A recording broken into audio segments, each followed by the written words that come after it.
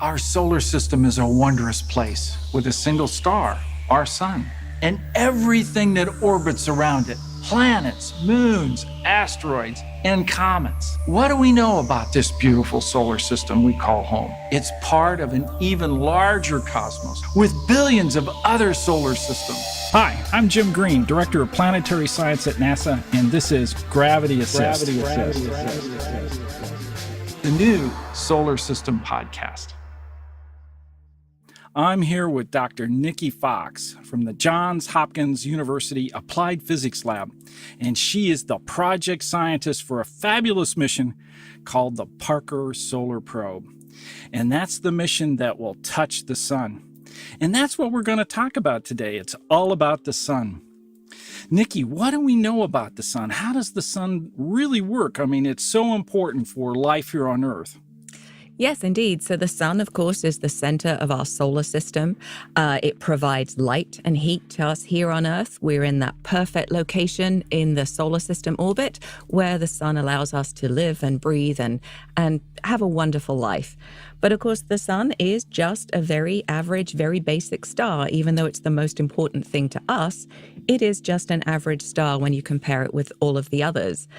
And so it works just like any other star. In the center, there is a core, which is kind of a boiling, roiling mass of gas, very much like a nuclear furnace, and nuclear reactions go on in the center there. Hydrogen combines to make helium, etc., just like you would have in a nuclear reactor.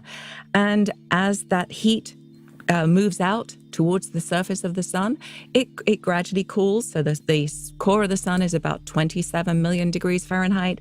By the time we get to the visible surface, it's cooled to about 10,000 degrees Fahrenheit. From there, the atmosphere of the sun lifts off and moves away from the sun and bathes all of the planets. So we here on Earth, we actually live in the atmosphere of the sun. Yeah, the analogy I use for that is it's like the sun is exhaling in all directions. It absolutely is. And as it exhales, sometimes it sneezes. And when the sun sneezes, the Earth catches a cold. So let's talk about some of those sneezes. We call them space weather events, but the sun can be really violent at times. The sun indeed can be very violent, and one of the ways we use to measure the activity on the sun is you can actually count sunspots. So not that you should ever look at the sun with your naked eye, but hey, you pull up a web browser and you look at the SDO spectacular images, you see those dark spots. If you're looking invisible, if you look at them in ultraviolet, they suddenly become very bright, very active spots. The more spots there are, the more active the sun is, and that's how we characterize the solar cycle. Fewest number of spots, solar minimum. Most number of spots, solar maximum. It takes about 11 years for a full solar cycle. And during that 11 years, we see all kinds of different stuff coming from our sun. As you mentioned, there are these very intense events that we call coronal mass ejections, literally a mass of coronal material ejected fast from the sun. We see the flare. It's followed by the very high energy particles. They travel at about half the speed of light. They can cause issues for astronauts, which is why, at the space station, we make sure that the crew area is very well protected. So NASA watches for any big events before they allow any spacewalks. They can also smash into solar panels and cause damage to spacecraft. But behind that comes the main event, the big blob of plasma. When that enters into our Earth's atmosphere, it does power the beautiful aurora, and that's a gorgeous, gorgeous effect.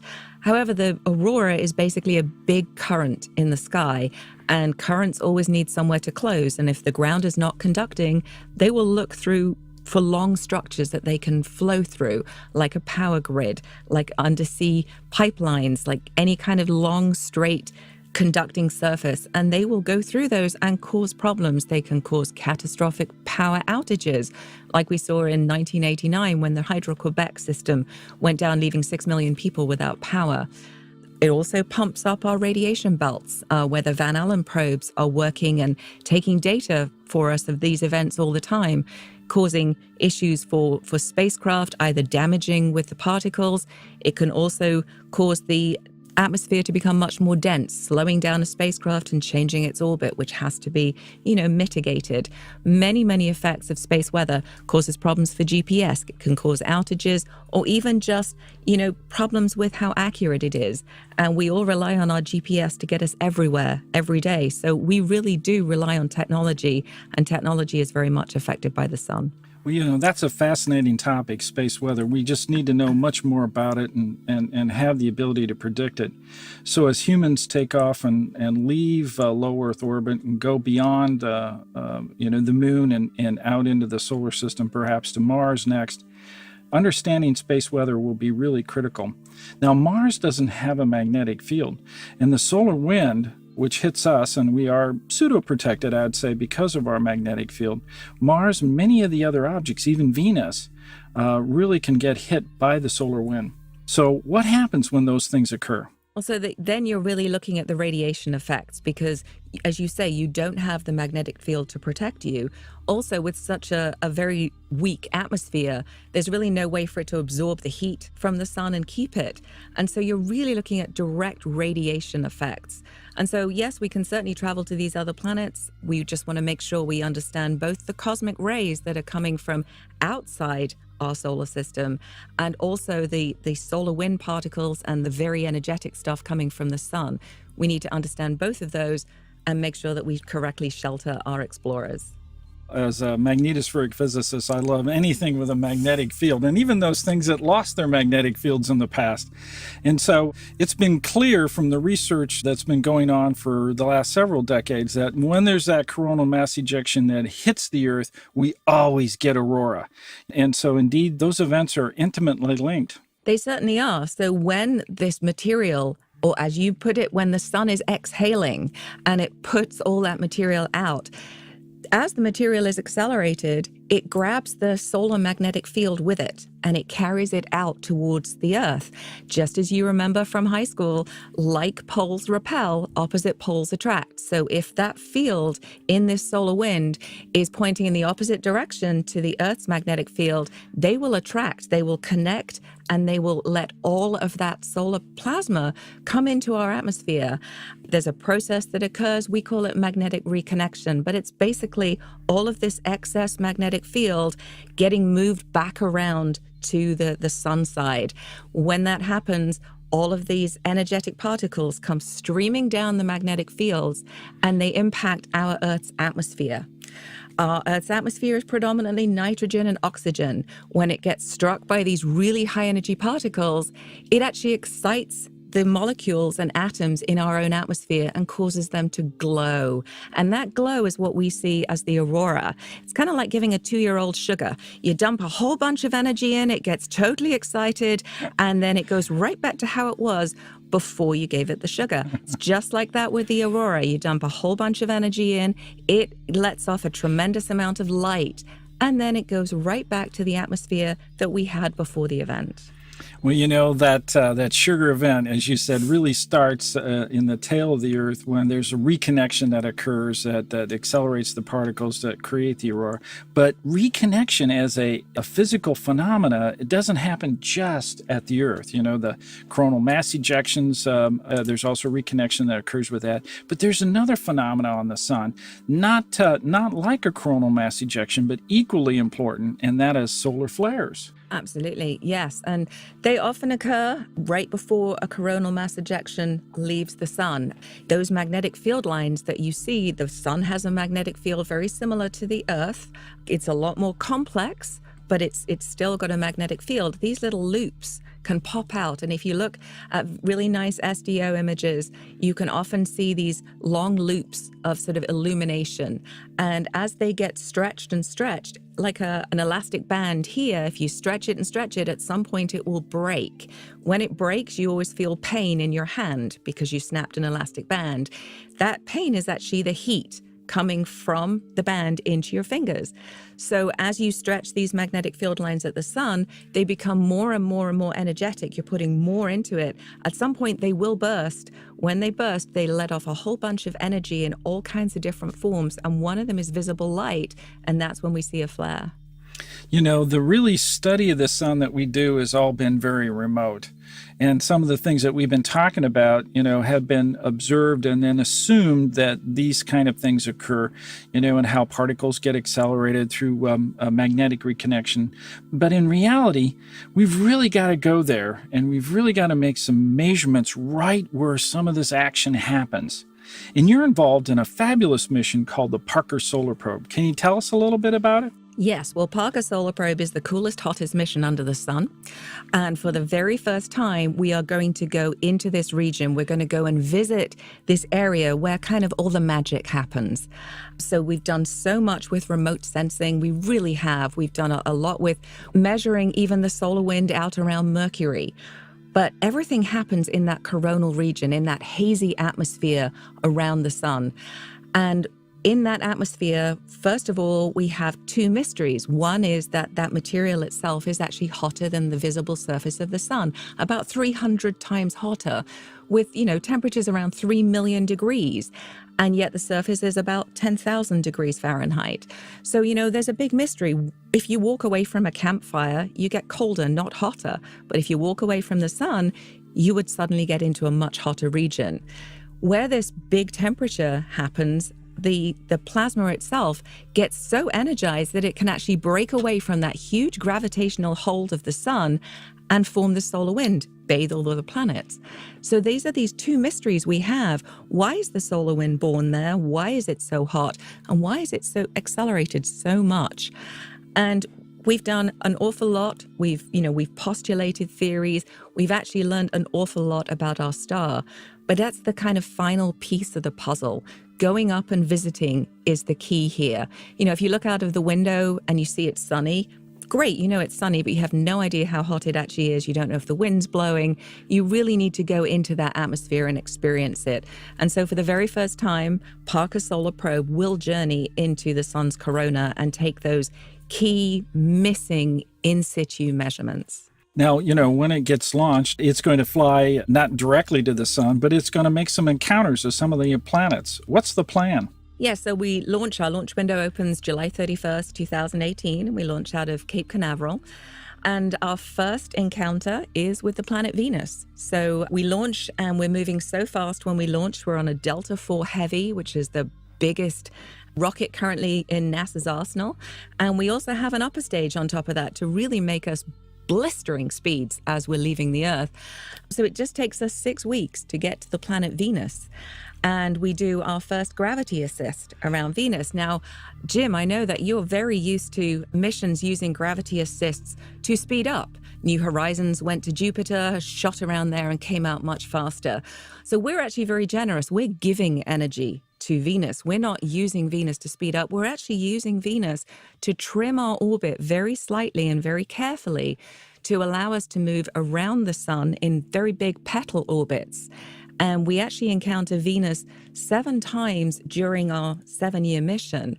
And each time we just trim our orbit just a little bit to allow us to gradually walk closer and closer to the sun with our closest approaches until in our final configuration, we are just under 4 million miles away from the sun's surface. And I realize when I say 4 million miles, you think, well, that doesn't sound particularly close. But if you put the Earth and the sun 1 meter apart, Parker Solar Probe will be at 4 centimeters from the solar surface, and that is close. We just ended Cassini by having it plow into the atmosphere of Saturn, and that ended it. Is the plan that Parker Solar Probe will end by plowing into the sun? No, I hate that question. I really do. It's such a sad end for us. So we go 7 years, as I mentioned, as our prime mission. After that, the final orbit is totally stable, so we can stay in that orbit and continue taking science as long as we still have fuel on the spacecraft. So we basically use momentum wheels to keep our spacecraft oriented so our wonderful heat shield remains between us and the sun at all times. However, these wheels do need to be despun. Every now and again, we do need to fire thrusters. And so at some point, we will run out of fuel and we won't be able to keep that heat shield where it needs to be. At that point, the spacecraft will start to turn. that means that the sun is now hitting parts of the spacecraft that are not designed to have the sun on it. So the spacecraft at that point will start to break up and, eventually will join the dust cloud around the sun. And it'll be a very sad day.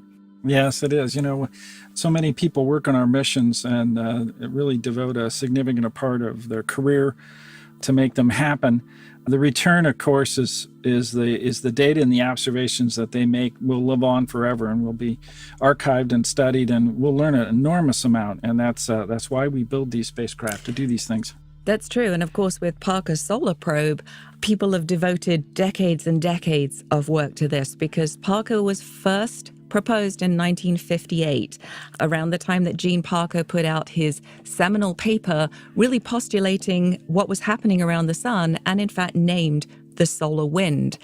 And so, since 1958, it's been the highest priority mission in many decadal surveys and many NASA roadmaps. And it's taken us nearly 60 years to finally have the technology available to us to do this, to really make our dreams come true. So, talk about pioneering spirit. People have donated 6 decades of their life to making this happen. So we're all very proud of this mission.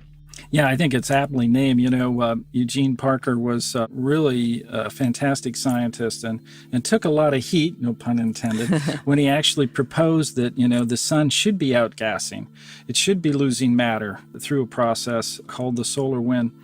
And wasn't really originally believed. It really took our first successful planetary mission, Mariner 4, which went by Venus and also measured the solar wind for the very first time to then validate that his theories and ideas were indeed correct and the start of what we now know about space weather. Yes, that's right. And of course, the big thing was showing that it was going much faster than people would expect. If you pump the gas on a car and then you let it just slow down, it slows down fairly quickly. If you just think of dumping a bunch of energy into the coronal material and letting it accelerate, you would expect it to slow down very quickly. You would also expect it to cool down very quickly. But of course, those first measurements showed us that it was moving faster than you would predict if you just use basic adiabatic equations, and it's way hotter than we would expect, even out around Earth. I'm here with Nicky Fox, and we're talking about the sun. One of the things that happened most recently was the eclipse. It now looks like that maybe 85 or more % of the entire U.S. population had an opportunity to see it.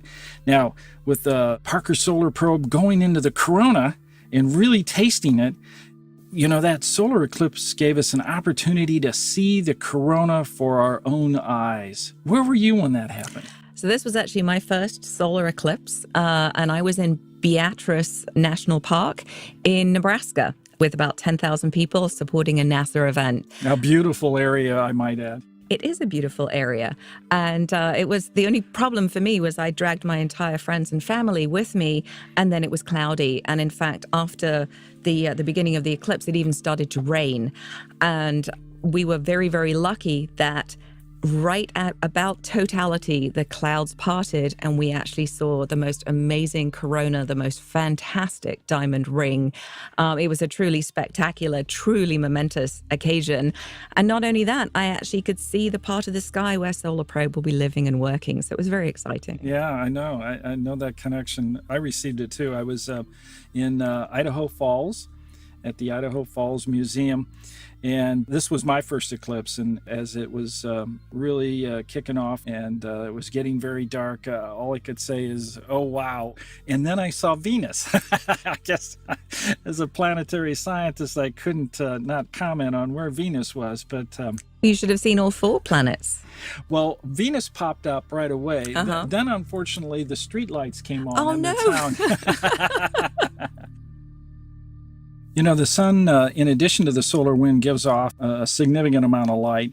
And that light, as it moves away from the sun, is reduced in intensity because of the distance and the directions it travels. Here at Earth, we're just, I think, at the right place. We call it the Goldilocks zone. Yes, that's right. We see one sun here at Earth. Solar probe, by the way, will see 478 suns at its closest approach.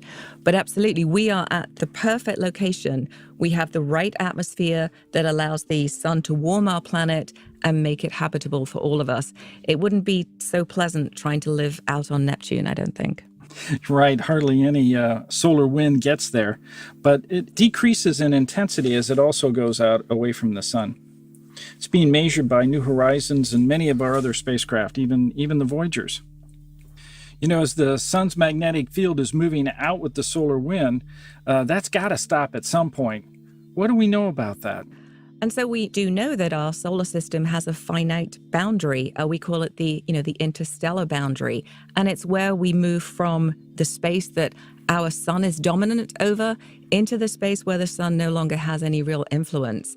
And, the Voyager spacecraft crossed that boundary and is now out in interstellar space. And we continue to learn more and more about the boundary with our great observations, in particular the IBEX spacecraft that has actually managed to image this heliopause, this sort of final boundary from our solar system out into interstellar space, and found a ribbon structure along there, and has actually promoted a new mission to be proposed in the Decadal Survey called IMAP, which is going to take it kind of to the next stage.